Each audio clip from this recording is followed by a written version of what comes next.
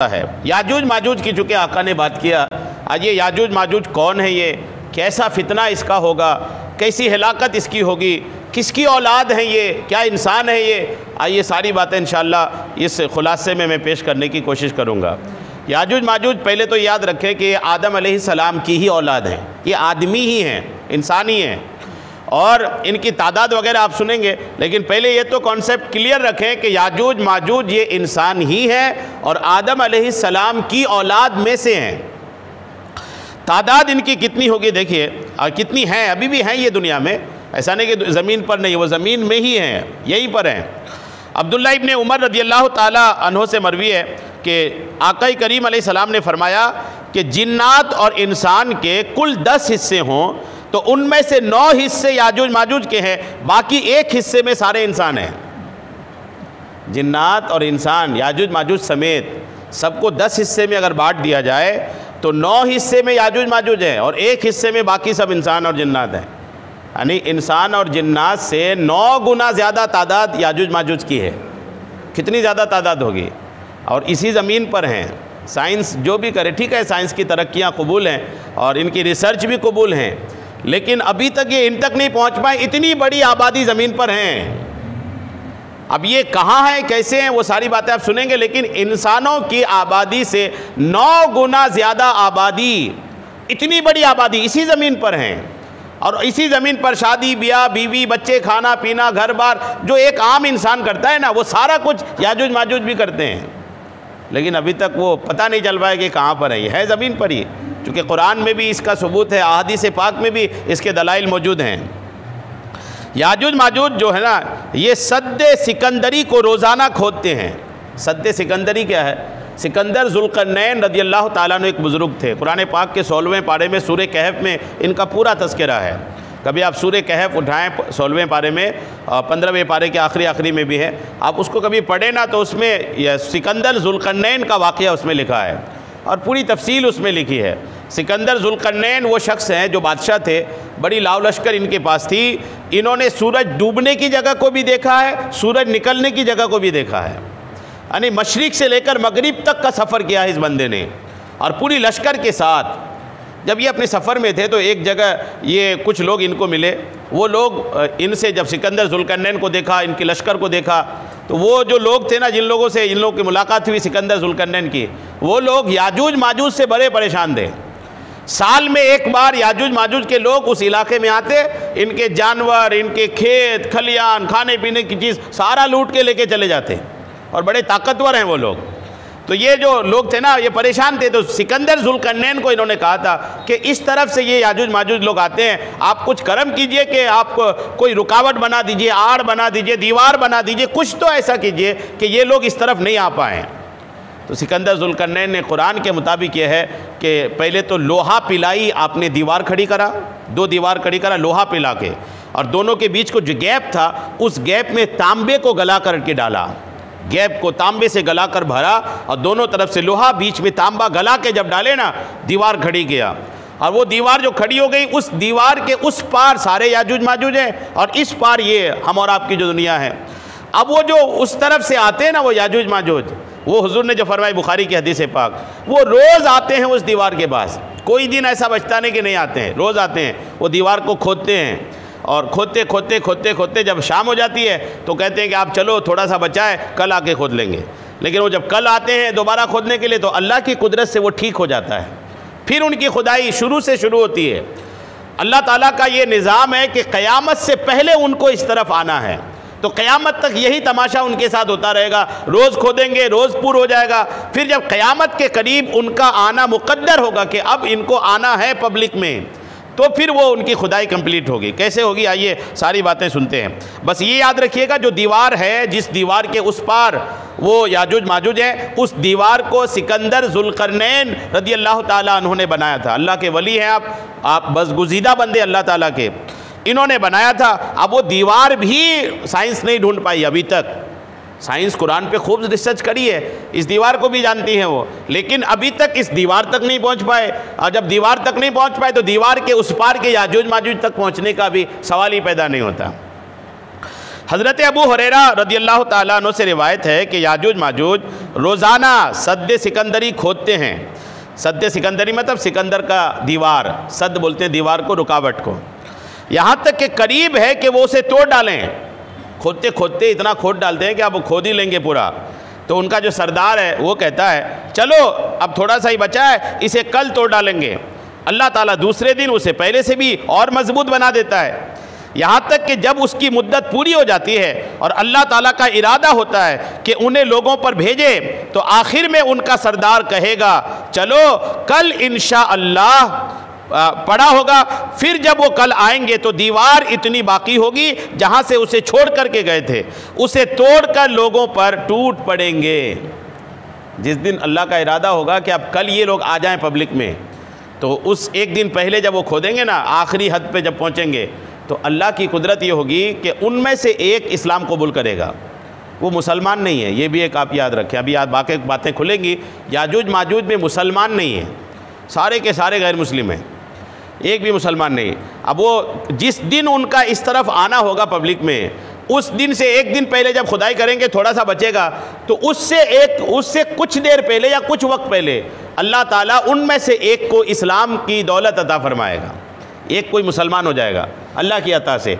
जब वो मुसलमान होगा तो वो मुसलमान होने की वजह से कहेगा कि इतना तो खोद लिए हैं, इंशाअल्लाह बाकी कल खोदेंगे।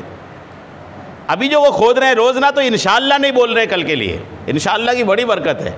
अभी वो इंशाअल्लाह नहीं बोल रहे हैं तो उनको जब अगले दिन आते हैं तो भरा हुआ मिलता है, लेकिन क़यामत से पहले जब उनका आना होगा तो एक दिन पहले वो इंशाअल्लाह बोलेंगे। वो इंशाअल्लाह की बरकत होगी कि अगले दिन जब आएंगे तो जितना वो खोद के गए थे उतना खुदा हुआ मिलेगा, थोड़ा बचा होगा वो थोड़ा खोदेंगे और सारे लोग इस तरफ हमला कर देंगे। और हज़रत इब्नुल अरबी ने फरमाया कि इस हदीस में 3 निशानियाँ हैं। एक ये कि सद्द सिकंदरी को वो रात को खोदते हैं, लेकिन अल्लाह ने उन्हें रोके रखा है कि उसे तोड़ नहीं सकेंगे, पहली बात। दूसरी ये कि उन्हें रोके रखा है कि वो दीवार पर सीढ़ी लगाकर ऊपर चढ़ें, ये दिमाग ही नहीं देता अल्लाह। ये होता है ना, आदमी का दिमाग तो है लेकिन दिमाग को एक्टिव रब करता है। हर आदमी के पास दिमाग है, लेकिन आदमी हर वक्त, कई बार होता है ना कि यार इसको ऐसा नहीं ऐसा कर ले तो अच्छा होता, जो बाद में समझ में आता वो शुरू में समझ में नहीं आता। तो हमारा दिमाग हमारे पास ज़रूर है, लेकिन इसका कंट्रोल मेरे रब के हाथ में है। रब करीम चाहता है कि मेरा बंदा कौन सा इरादा करे कौन सा इरादा ना करे। तो अब ये कि वो जो याजूज माजूज है ना, याजूज माजूज को अल्लाह करीम ये दिमाग नहीं देता कि दीवार तोड़ ही क्यों रहा है, सीढ़ी बना के ऊपर से चढ़ जा, ये दिमाग उनको अल्लाह करीम देता ही नहीं। तो वो जब सीढ़ी की सोचते ही नहीं, और सीढ़ी की नहीं सोचते हैं, वहीं से सुरंग बनाने की ही सोचते रहते हैं। उन्हें अल्लाह ताला ने इंशाअल्लाह कहने से रोक रखा है, यहाँ तक कि जब मुकर्रर वक्त आ जाएगा तब वो इंशाअल्लाह कहेंगे। अल्लामा इब्न हजर अस्कलानी ने फरमाया कि उनमें बड़े कारीगर लोग हैं, ऐसे छोटे मोटे नहीं, बड़े कारीगर लोग हैं, चाहे तो सीढ़ी बना लें, और बड़े कारीगर लोग हैं उनमें। अल्लामा इब्न हजर फरमाते हैं और बहुत तसर्रुफ़ वाले हैं, काम वाले हैं, और बहुत बड़ी रिआया है, जो काम में अपने सरदार के फरमाबरदार भी हैं, और उनमें बाज़ ऐसे भी हैं जो अल्लाह का इरफान भी रखते हैं और उसकी कुदरत कामिला के कायल भी हैं। हज़रत अबू हुरैरा रदियल्लाहु ताला अन्हु ने फरमाया कि कल वापस दीवार तोड़ने आएंगे, जब इंशाअल्लाह कहेंगे तो इंशाअल्लाह से पहले तो वो पहले से भी ज़्यादा मजबूत होगी, यहाँ तक कि अल्लाह ताला जब इरादा फरमाएगा कि याजूज माजूज बाहर आए तो उनमें से एक को इस्लाम की दौलत से नवाज देगा, और वही मोमिन कहेगा इंशाअल्लाह इस दीवार को तोड़ डालेंगे। चुनांचे जब कल के दिन आएंगे तो दीवार तोड़ डालेंगे। हज़रत इब्न अब्बास रदियल्लाहु ताला अन्हु से मरवी है कि नबी पाक ने फरमाया कि मेराज की रात अल्लाह ताला ने मुझे याजूज माजूज के लिए दावत इस्लाम के लिए भेजा। ये भी अल्लाह का करम है। यानी याजूज माजूज जब आका मेराज को तशरीफ़ ले जा रहे थे तो अल्लाह ताला ने हुज़ूर अलैहिस्सलाम को याजूज माजूज में भेजा कि महबूब जाएं, आप इनको इस्लाम की दावत पेश करें। आका फरमाते हैं कि मैं गया उनके बीच और उन्हें अल्लाह ताला के दीन और उसकी इबादत की दावत दी, तो उन्होंने मेरी दावत से इनकार कर दिया। मेराज की रात आका उनके बीच गए, दावत दिया, उन्होंने दावत कबूल करने से इनकार किया, और आका फरमाते जब उन्होंने इनकार किया तो वो दोज़ख में जाएंगे, उन बनु आदम के साथ जो मेरे नाफरमान हैं और औलाद इबलीस के साथ। यानी जो इन लोगों में जो कुफ़ार और मुशरिकीन हैं, इनके साथ याजूज माजूज के लोग भी जहन्नम में जाएंगे।